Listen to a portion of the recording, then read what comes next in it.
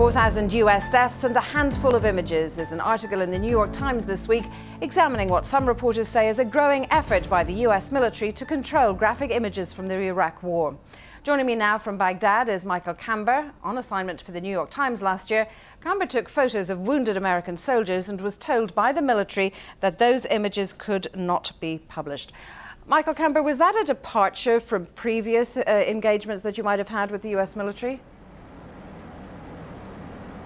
Yeah, it was a departure. I was here in 2003 and 2004, and I would say for the most part, we were able to work more freely. I didn't have people trying to stop me from publishing photos. And I noticed that when I came back in 2007, things had gotten stricter. There were new Embed guidelines that we had to sign, and they were keeping a close eye on us. All right, well, let me bring up, when you mention Embed guidelines, let's show our viewers here a quote from those guidelines by the military of the US military. Any tactics, techniques and procedures witnessed during operations or that provides information on effectiveness of enemy techniques. I mean, that would sound fair enough in a conflict or war zone situation, no? Well, I think the problem is that it depends on how it's applied. I mean, when you say that journalists can't show any information on tactics, or techniques witnessed during an embed, that pretty much covers everything that you would see.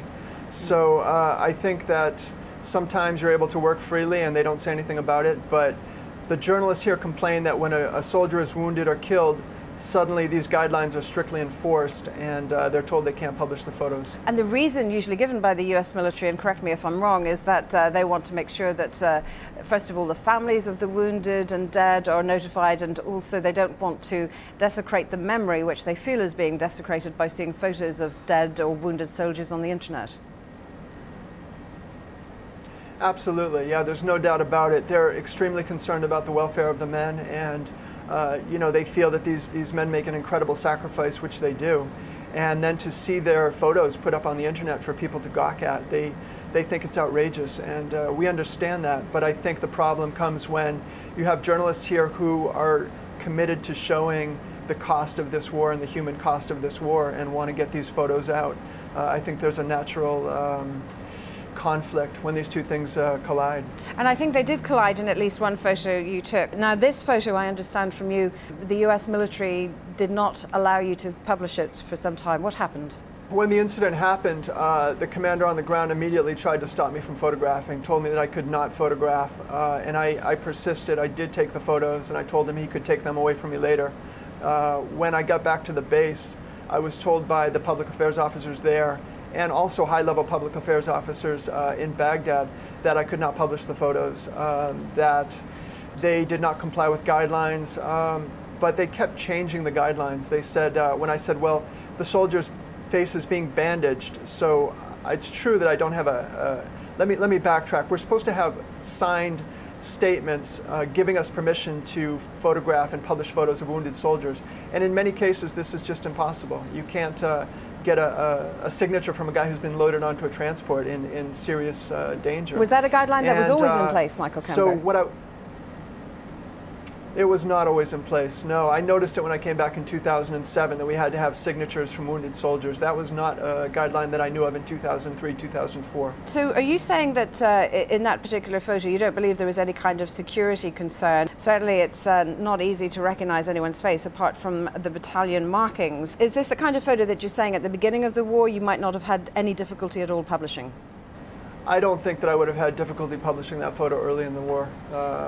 I didn't have these types of problems in the early years. I noticed in 2007 they had tightened things up considerably. And you know, high-level PAOs told me that I couldn't show this photo because it showed battalion markings in the photo.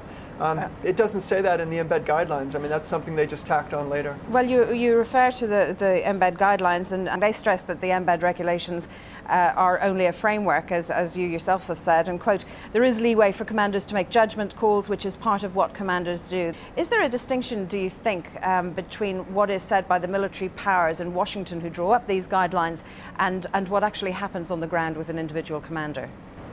I think there's a great distinction between those things. I think really the commander at the ground, on the ground, is the one who has the ultimate power to decide.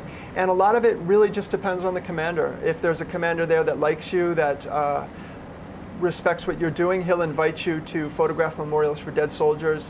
He'll give you greater access.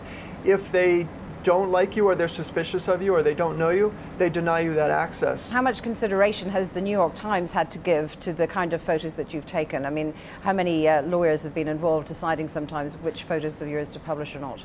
You know, I can't tell you how many lawyers have been involved. I can tell you that lawyers have looked at them, and I can tell you that there are photos that we judge these things very carefully. We're constantly worried about getting kicked out of these embeds, and as a result, there may be some self-censoring going on. All right, we have to leave it there, but Michael Camber, thank you very much indeed for joining us from Baghdad. Thank you. Beijing promised when it was bidding to host the Olympic Games that if it won, the media would be granted complete freedom. Not so, it seems. John Voles reports from the Olympic Media Centre on internet restrictions that are apparently being imposed on all visiting journalists. We're inside the main Olympic Press Centre. Eventually about 5,000 print journalists will be working here, and the Chinese government promised there would be free and total access to the internet. In other words, no censorship, but that just doesn't seem to be the case. Let's try Amnesty International. On Tuesday, this human rights group came out with a report very critical of the Chinese government. So that website is blocked, so let's try one more. www.freetibet.org. That site is also blocked. The Chinese authorities are making no apologies for this, and they say they only ever promised to give journalists access to the internet so they could do their work, which would involve reporting on the Olympics. But for the International Olympic Committee, this is clearly a breach of one of the promises that China made during the bid process, and IOC officials say they will be raising this with the Chinese government. It's just unclear how much influence the IOC will have when it comes to lifting the censorship. John Voles, CNN Beijing. Don't forget, we're online all the time. Log on to cnn.com/correspondence to see the show again. You can also view our archive, take part in the quick vote, and read the weekly blog. The address, cnn.com/correspondence. Well, that's all for this edition of the programme. Tune in again next time for another look at how the media are handling the big issues. I'm Fionnuala Sweeney. Thanks for joining us.